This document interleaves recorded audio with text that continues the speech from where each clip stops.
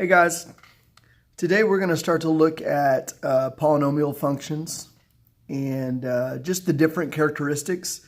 Keep in mind this is something you've learned before, so this is just a big review reminding you what you know about polynomials. If you look at the top of the notes here, the first thing I want to talk about is the end behavior, the arms of the graph, what's happening on the outside of all of these polynomials. You'll notice that we put a little note here that says y equals x to any odd number. So when that degree is odd, the arms of the graph are going to go opposite directions. Okay? If the degree is even, then the arms will go the same direction. Okay, so we have opposite direction here. We have same direction here. And you can always go back to, the parent functions. You know that a cubic, the arms are going to go opposite directions, where the quadratic, the arms go the same direction. And that's going to be true for any even degree polynomial. So x squared, x to the fourth, x to the sixth, and so on. Okay, so we can look at the rest of these and kind of determine whether they're odd or even degree polynomials. So this one right here, because the arm goes up and down, that's definitely, we'll say x to the odd, while this one would be x to the even, because both of the arms are going the same direction. Last one here would be x to the odd. Now you can tell on some of these, the last three, there's a lot more stuff going on. You've got some extrema, you've got multiple zeros. There's just a lot of things going on. So we'll talk more about that here in a moment. Okay, so let's read through these notes a little bit. It says the graphs of polynomial functions are smooth curves containing relative extrema and flat parts. The expanded form of the polynomial functions are in the form. Okay, now don't let this scare you. We'll kind of walk you through it a little bit, but you have, a sub n, x to the n, plus, so the a is your coefficient here, where the n deals with the degree up top. All right, and then so this is kind of written in what's called the standard form of a polynomial. And then the other form we're going to look at today is the factored form. Okay, but n, just talking about the degree, the exponents. N is a non-negative integer, because if it was negative, then this turns into a rational, and we don't want to go there. So a polynomial has to have an n that is a non-negative integer. So no fractions, no decimals, and no negatives. Let's make note of that. Okay, no fractions, decimals,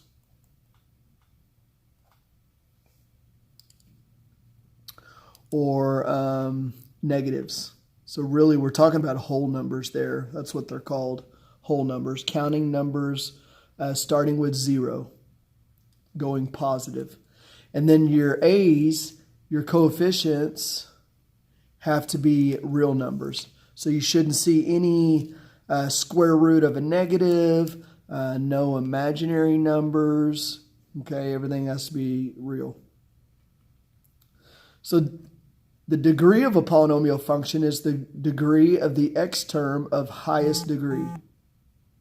Okay, so when it's in expanded form, also known as standard form,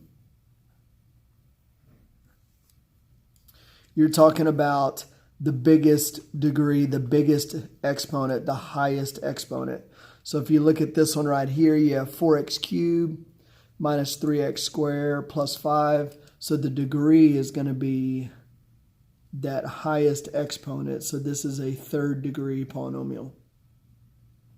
And that's important. The degree tells us a lot about it, as you saw up above. which way the arms of the graph go, the end behavior. It can also, you'll see in a second, it tells us, possible number of maximums and minimums, also known as extrema. So possible number of extrema, possible number of zeros. So there's a lot that goes into that. So that number is very important. So when it's in standard form, it's the highest exponent. Now this is factored form. Okay, factored form. So right here you can see that everything's factored out. So you need to imagine if I multiplied all of this together, okay, x squared times this cubic, that would be x to the 5th, times this linear would be x to the 6th. So if I multiplied all of this out and put it in standard form, expanded form, then I would have x to the 6th at the front. This one's in factored form, so another way to get that 6 is just to take all of the degrees of the factors and add those. So 1 plus 3 is 4, 4 plus 2 is 6. So either way, this is a 6th-degree polynomial. Okay? So again, standard form, look at the highest exponent. If it's in factored form, you can add the exponents of your factors to get the degree. This next line is talking about extrema a little bit. So the degree can tell you the maximum number of extrema. The graph of a polynomial function of degree n can have as many as n minus 1 relative extrema. Okay, so we're just talking about the bumps in the graph. Okay, we're talking about these guys. So whatever the degree is, just subtract 1, and that's the maximum number of relative extrema. So for a 3rd-degree polynomial, you can have up to, so we'll say a maximum of 2 extrema.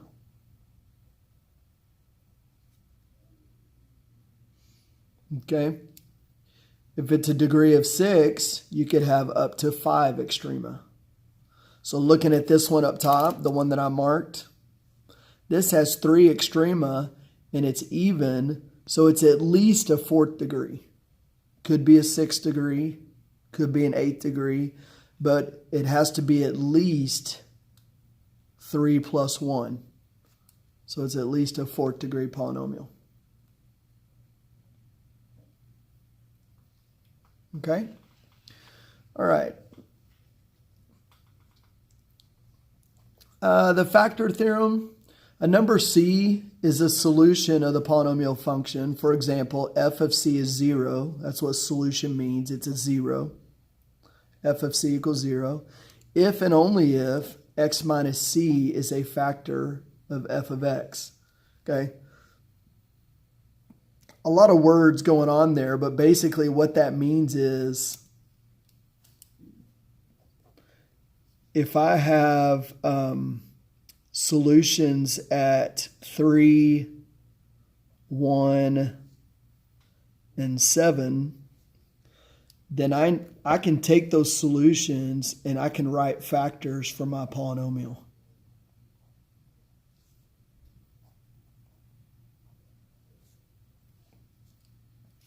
Now, we don't know what the stretch is, so you need to put an A there, okay?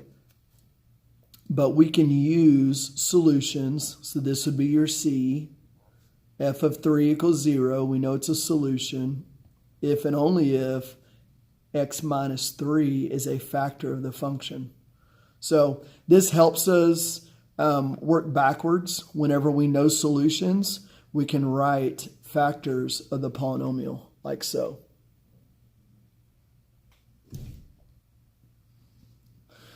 All right, next line, it's easy to sketch the graph of a polynomial function if the function is in factored form.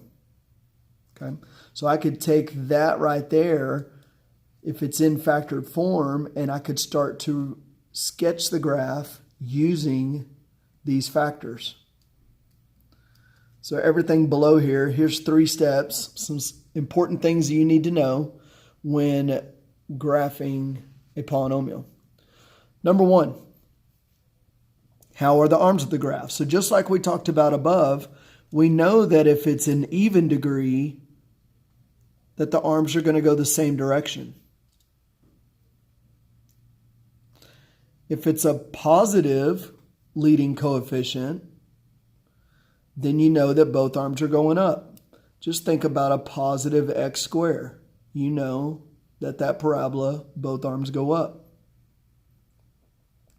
We also know if we have a negative out front, our leading coefficient is negative, that now it's going to flip, it's going to reflect over the x-axis, so both arms will go down.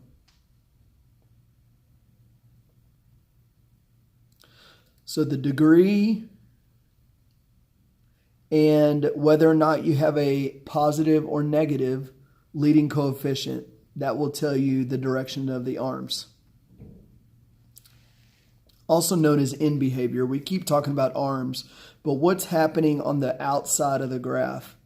The end behavior, also known as long run behavior. These are all words that you might see, but this is talking about end behavior. What's it doing out here? We have all this craziness in the middle, but eventually this graph will choose a direction and head that direction. Okay. If it's an odd degree, then we know that they go different directions, or actually let's say opposite directions, using the same term that I used before. So odd means opposite. If it's positive, think about the positive cubic. If I plug in a 1 here, I get 1. So the right side will go up, left side will go down. If I plug in a negative 1, I get negative 1. That's third quadrant. Negative 1, negative 1. Positive 1, positive 1. So I always go back to the parent functions, the quadratic and the cubic, because they'll tell you which direction everything's going. If the leading coefficient is negative, you know that a negative x cubed is reflected. The left side goes up, right side goes down. Okay, so that's going to be true for a cubic, 5th degree, 7th degree, 9th degree, any odd degree. If it's negative out front, the left side will go up, right side will go down. Okay, so the first step, look at the arms of the graph using the degree and the leading coefficient. Is it positive or negative? Number 2, second step. Let me center that for you. Second step. Where is the graph crossing the x-axis? Where the function crosses the x-axis? Where are the zeros? Okay. Well, as we mentioned before, if x minus c is a factor of f of x, then the function crosses at c.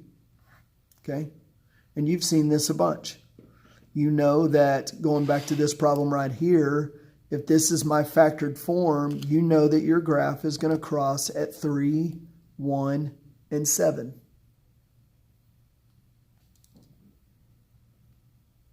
All right? So this tells us where. And then the last part here, how does the graph cross the x-axis? Okay, now this is getting into what's called multiplicity. When you have multiple zeros, is what that's called. When you have multiple zeros, it's going to change how your graph crosses the x-axis. So we know, looking at this, that the graph is going to cross at C, but this tells us how. That exponent there. All right. if that exponent is 1, then that graph is going to cross through at C straight through. It's just going to go straight through if the exponent is 1. If the exponent K up here, if the multiplicity is any odd number other than 1, then it'll flatten out.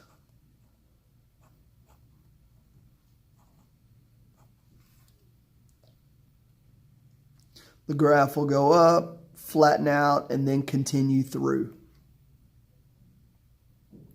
And then the last one, if that multiplicity is even, that exponent is even, then you know that it will bounce off of the x-axis and return back the way that it came. So I usually call it a bounce. It'll touch and turn. That's another phrase that we hear a lot. It'll touch and turn. Another word that's used a lot is tangent. So this graph right here is tangent to the x-axis.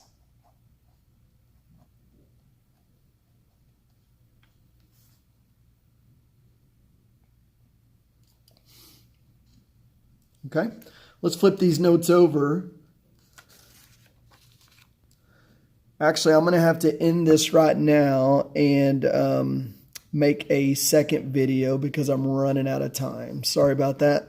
My conference is almost over. So I will, actually what I'll do is I will post all of these examples. I'll take a picture of this and include it on Google Classroom.